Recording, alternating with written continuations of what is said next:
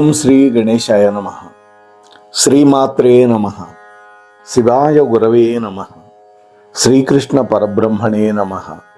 శ్రీరామాయ నమః. శ్రీ గురుభ్యో నమః. నమః శివాభ్యాం నవయౌవనాభ్యాం పరస్పరాశ్లిష్టవపుర్ధరాభ్యాం నగేంద్రకన్యా వృషకేతనాభ్యాం నమో నమః శంకర పార్వతీభ్యాం. అర్ధకాయం మహావీహం చంద్రాదిత్య విమర్దనం సింహికాగర్భసంభూతం తం రాహుం ప్రణమామ్యహం.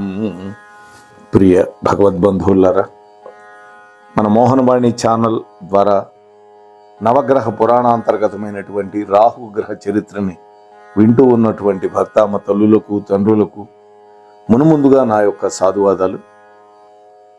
ఇప్పటికి 4 భాగాలు అయిపోయింది. 4వ భాగంలో మనం గరుత్మంతుడి యొక్క కథ క్లుప్తంగా చెప్పుకున్నాం.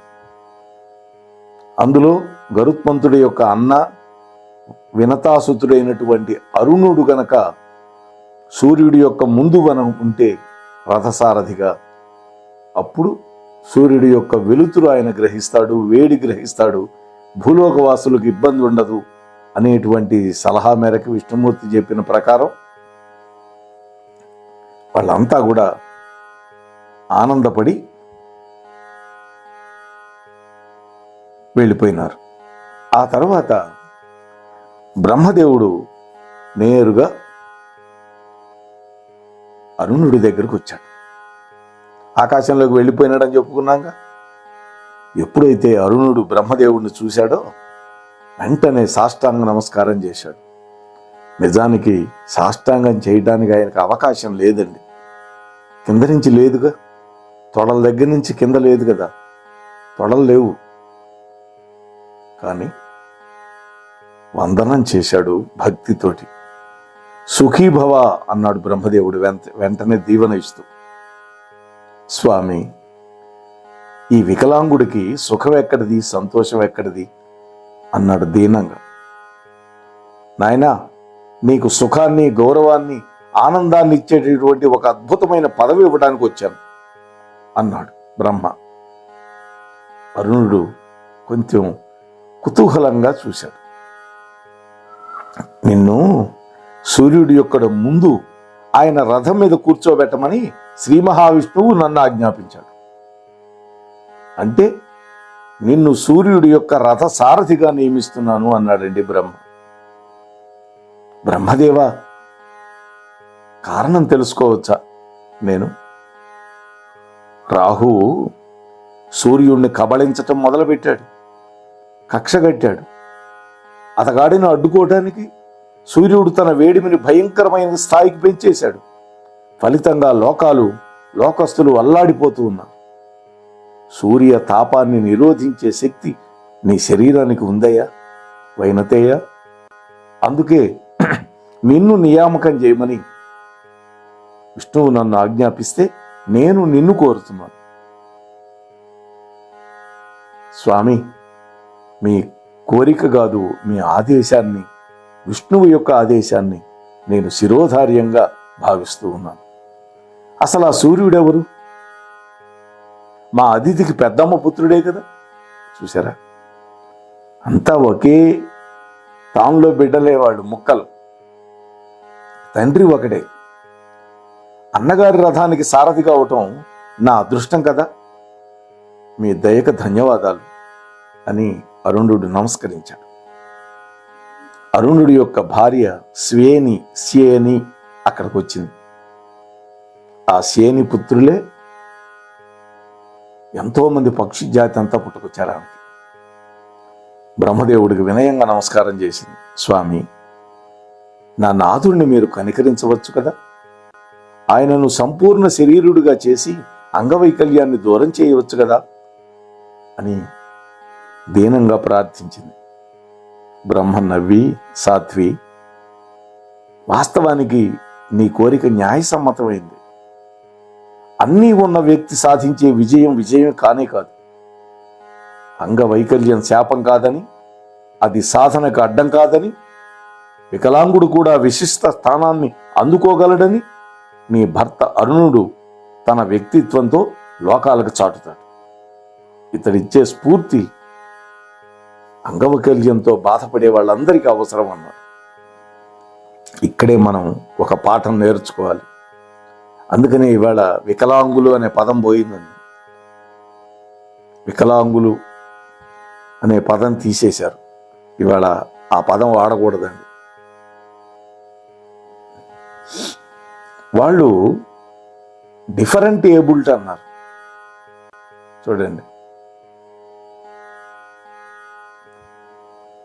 అనగానే శని, బ్రహ్మదేవ మీ సంకల్పమే మా భాగ్యం. అరుణ, ఇదిగో నా చేయి పట్టుకోనాయనా అన్నాడు బ్రహ్మ. అరుణుడు బ్రహ్మదేవుడి యొక్క చేతిని పట్టుకున్నాడు. మరుక్షణం ఇద్దరూ అదృశ్యమైపోయారు. సూర్యుడు మందిరంలో నుంచి యువతలకు వచ్చాడు. రథం వైపు నడుస్తూ తన వేడిమిని పెంచటం మొదలుపెట్టాడు. రథం దగ్గర ఆగాడు సూర్యుడు. తన ముందు ప్రత్యక్షమైనటువంటి ఇద్దరిని ఆశ్చర్యంగా చూశాడు. ఆ ఇద్దరు ఎవరు? సృష్టికర్త అయిన బ్రహ్మ, ఆయన చేతిని పట్టుకున్న అసంపూర్ణ శరీరుడైనటువంటి ఒక వ్యక్తి. సూర్యుడు బ్రహ్మదేవుడికి నమస్కరించాడు.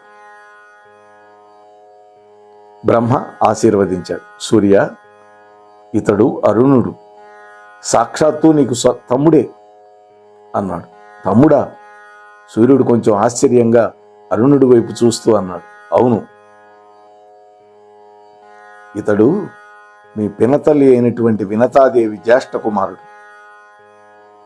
అరుణుడు, అనూరుడు అని కూడా 2 పేర్లు ఉన్నాయి అన్నాడు. అనూరుడు సూర్యుడికి నమస్కరించాడు. సూర్యుడు అతన్ని దగ్గరకు తీసుకున్నాడు. సూర్య, సింహికా పుత్రుడైనటువంటి రాహువుతోటి కేతువుతోటి నీకు గ్రహణ ప్రమాదం ఉంది. అత్యధికమైనటువంటి వేడితో నువ్వు నీకు రక్షణ కల్పించుకుంటూ ఉన్నావు. అయితే నీ మహాతాపం సమస్త లోకాలకి ఇబ్బంది కలగజేస్తోంది. నీ విశేష తాపాన్ని నియంత్రించి అవసరమైనంత వేడిమిని మాత్రమే లోకాలకు అందించేలా శక్తి ఇదిగో నీ సోదరుడైనటువంటి ఈ అరుణుడికి ఉంది. అందువల్ల విష్ణుమూర్తి ఆజ్ఞ మేరకి ఈ అరుణుణ్ణి నీ ముందు రథంలో సారథిగా కూర్చోబెడతాను. ఇక నుంచి నీకు సారథి ఈ అరుణుడు అని చెప్పి బ్రహ్మ చెప్పాడు. సూర్యుడు 2 చేతులు జోడించి మహాప్రసాదం అన్నాడు. బ్రహ్మదేవుడి యొక్క సూచనతోటి సూర్యుడు అరుణుడిని తన రథం మీద సారథిగా తానే తీసుకువెళ్ళి కూర్చోబెట్టుకున్నాడు. నడవలేడు కదా. అరుణుడు అడ్డుగా ఉన్న కారణం వల్ల సూర్యకాంతిలో అధికమైన ఉష్ణం కాస్త పరిమితమైపోయింది. లోకాలకి మేలు జరిగింది. బ్రహ్మ చిరునవ్వుతోటి ఇద్దరిని దీవించి వెళ్ళిపోయినాడు. ఉన్నట్లుండి సూర్యుడి యొక్క తాపం తగ్గుముఖం పట్టడం అనేది రాహువుకి కేతువుకి ఇద్దరికి ఆశ్చర్యాన్ని కలిగించింది. సోదర, వాతావరణం మనకు అనుకూలించినట్లుగా ఉంది, మనం వెళ్ళి ఇప్పుడే సూర్యుడిని కబళించేద్దామా అన్నాడు కేతువు ఉత్సాహంగా. పద, అసలు ఏం జరిగిందో మనం ఏం చేయగలమో చూద్దాం అని రాహువు కేతువు ఇద్దరు కలిసి వెళ్ళారు. వాళ్ళిద్దరూ వెళ్ళి సూర్యుడు ప్రయాణం చేసే క్రాంతి పథం దగ్గర మేఘాల చాటున్న నక్కి దాక్కొని వేచి చూస్తూ ఉన్నారు.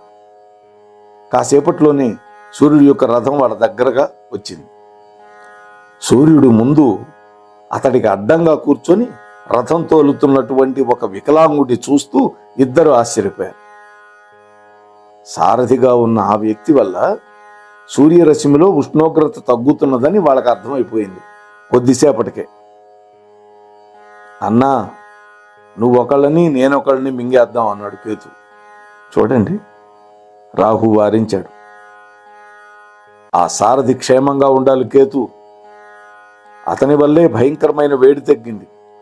లోకాలతో పాటు మనం కూడా క్షేమంగా ఉండాలంటే సమయం చూసి సూర్యుడిని కబలించాలి. మన గర్భశత్రువు నిప్పులు చెరక్కుండా ఉండాలి అన్నాడు తెలివిగా. ఈసారి సూర్యుడిని నేను స్వాహా చేయాలి అనుకుంటున్నాను అన్నయ్య, ఎప్పుడు చేయమంటావో చెప్పు అన్నాడు కేతు. ఒక పని చేద్దాం, ఒకసారి ఆ సూర్యుడికి కనిపించి మనం అప్రమత్తంగా ఉన్నామని, అవకాశం కోసం ఎదురు చూస్తున్నామని చెప్పకని చెప్పేద్దాం అన్నాడు. అటు రాహువు ఇటు కేతువు ఇద్దరు మేఘాల చాటు నుంచి బయటకు వచ్చారు. ఇద్దరు నల్లటి శరీరం కలిగిన వాళ్ళు. సూర్యుడి యొక్క రథం దగ్గరగా వస్తోంది. ఇద్దరూ ఒక్కసారిగా దిక్కులు పిక్కటిల్లేలాగా వికటాటహాసం చేశారు. అరుణుడు అప్రయత్నంగా రథాన్ని ఆపాడు. తల తిప్పి చూశాడు. భయంకరంగా నోళ్లు తెరిచి చెవులు చిల్లులు పడేలాగా నవ్వుతున్నటువంటి రాహుకేతువులు కనపడ్డారు. అరుణుడు ఆశ్చర్యంగా వెనక్కి తిరిగి సూర్య భగవానుని చూశాడు, వాళ్ళ అన్నయ్యని. అరుణ, రథాన్ని పోని ఆపద్దు అన్నాడు సూర్యుడు. అగ్రజ, వాళ్ళు ఎవరు అన్నాడు రథాన్ని పోనిస్తూ. వాళ్ళు మనకు సోదరులే, మన తండ్రి గారి తనయులే, అంతా వివరంగా చెబుతాను పద అన్నాడు సూర్యుడు. కశ్యప ప్రజాపతి, అదితి, వినత, కద్రువ వీళ్ళ నలుగురు ఆశ్రమ ప్రాంగణంలో నిలబడి తూర్పు వైపు తిరిగి సూర్యుడిని ఆనందంగా చూస్తూ ఉన్నారు. అదితి ఎందుకని? తన కొడుకు సూర్యుడు. వినత ఎందుకు చూస్తోంది అంటే వినతాసుతుడు పెద్ద కొడుకు రథసారథిగా ఉండటం వల్ల. మరి కద్రువు ఎందుకు వచ్చింది అక్కడికి? వినత కద్రువ కదా పందాలు వేసుకున్నా, అందుకని. పరిమితమైన వేడిని ప్రసరిస్తున్న సూర్యుణ్ణి కశ్యపుడు మెచ్చుకున్నాడు. అదితి అన్నది, స్వామి, మన బిడ్డ సూర్యుడు తన అధిక తాపాన్ని తగ్గించుకున్నాడు, ఆనందంగా ఉంది నాకని. కశ్యపుడు నవ్వి, అదితి, లోక హితకారి కదా మన పుత్రుడు అన్నాడు. మన పుత్రుడు అనడం కంటే ముందు నీ పుత్రుడు అన్నాడు. సహజంగా తండ్రులు కానీ తల్లులు కానీ పిల్లవాడు మంచి పని చేసినప్పుడు నీ కొడుకు ఏం చేశాడో తెలుసా అంటుందమ్మ. లేదు, నీ కొడుకు ఏం చేశాడో తెలుసా అని అయ్యా అంటాడు. తప్పు పని చేసినా అంటారండి, మంచి పని చేసినా అంటారు. ముఖ్యంగా చెడు పని చేసినప్పుడు ఎత్తి పొడుస్తూ అంటారన్నమాట.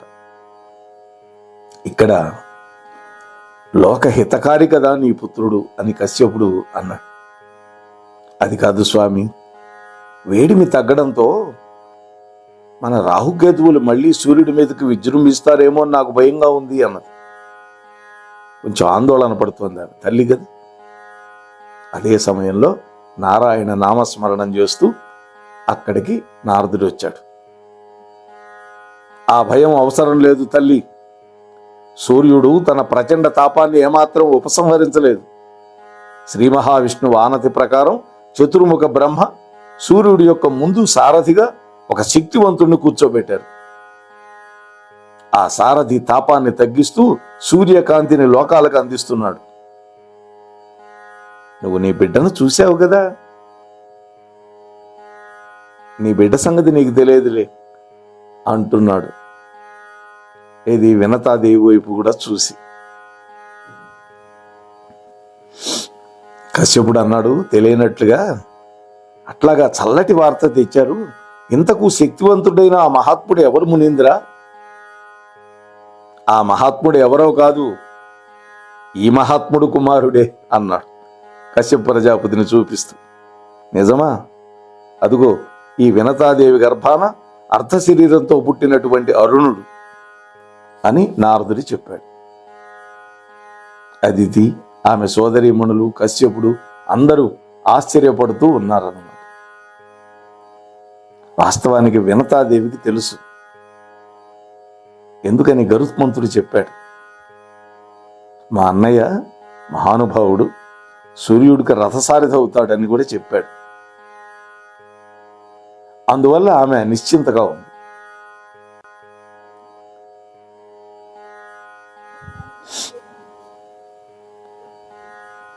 నా బిడ్డ పూర్ణ శరీరుడు కాకుండా అడ్డుకొని నేనే అన్యాయం చేశాను. నా అరుణుని చేజేతులారా తొడలు లేనటువంటి వికలాంగుడిగా చేశాను. ఆ పరమాత్ముడు నా బిడ్డకి న్యాయం చేశాడు అని ఆనందపడింది. అవును వినత, నువ్వు అదృష్టవంతురాలి. ఒక కొడుకు విష్ణువుకు వాహనం అయ్యాడు, మరొక కొడుకు సూర్యుడికి సారథి అయ్యాడు అని మెచ్చుకోలుగా అన్నాడు కశ్యపుడు. మరొక అద్భుతం తెలుసా మీకు? నారదుడు అంటున్నాడు, మీకు ప్రతి ఉదయం లోకాలని సూర్యుడి కంటే ముందు అరుణుడే దర్శనమిస్తాడు. అరుణుడి యొక్క దర్శనం అయిన తర్వాతనే సూర్యనారాయణమూర్తి కనపడతాడు. ఎందుకని రథంలో ముందున్నవాడే కన్నా కనిపించేది. సూర్యోదయానికి ముందుగా నాందిగా అరుణోదయం అవుతుంది అన్న. ఇదే అరుణోదయం, అరుణుడి యొక్క ఉదయం. సింహిక, ధనువు, సింహీదేవి, చిత్రలేఖ, మేఘహాసుడు వీళ్ళంతా ఒకచోట సమావేశమయ్యారు ఒకరోజు. తమ భర్తకి, అదితి, వినతలకి నారద మహర్షి చెప్పిందంతా వాళ్ళు చాటుమాట నుండి విన్నారు. వైనతేయుడు అరుణుడు సూర్యుడి యొక్క సారథిగా నియమించబడ్డ విషయం గురించి వాళ్ళు చర్చించుకుంటున్నారు అక్కడ. అసలు ఆ విష్ణువు మన బిడ్డల మధ్య శత్రుత్వం ఎందుకు నింపుతున్నాడు? సింహిక కొంచెం ఉక్రోషంగా అన్నది.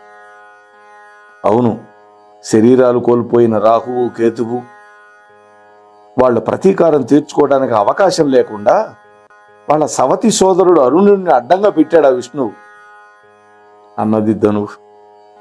అయితే ఇక మా భర్తలు ఆ సూర్యచంద్రుల మీద పగ తీర్చుకోలేరా అత్తయ్య అన్నది రాహు యొక్క భార్య.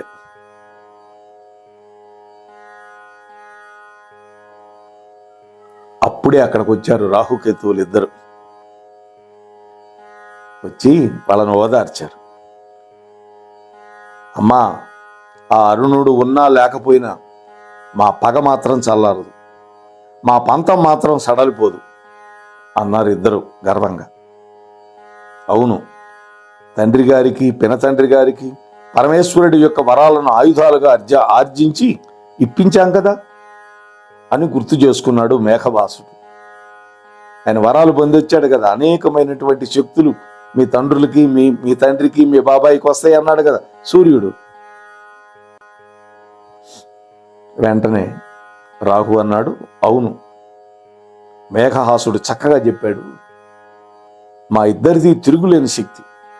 ఇప్పుడు అనూరుడు వల్ల సూర్యుడి యొక్క ఉష్ణం తగ్గింది. మేము మాటు వేసి సమయం చూసి సూర్యుడిని అతి తొందరలోనే కబళించేస్తాం. పట్టుదలగా మాట్లాడారు వాళ్ళిద్దరు. సింహిక అన్నది, అడ్డంగా అనూరుడు ఉన్నాడు కదరా, మీరు ఎట్లా పట్టుకుంటారు? అతడికి ఏమైనా అయిందా? అత్తగారు వినతాదేవి బాధపడుతుంది కదా. చూడండి, భార్య అన్నది మాట. అనూరుడికి ఏం కాదమ్మా, పాపం అనూరుడు కాళ్ళు లేనివాడు కదా, అతడికి ఏమాత్రం అపకారం జరగనివ్వను.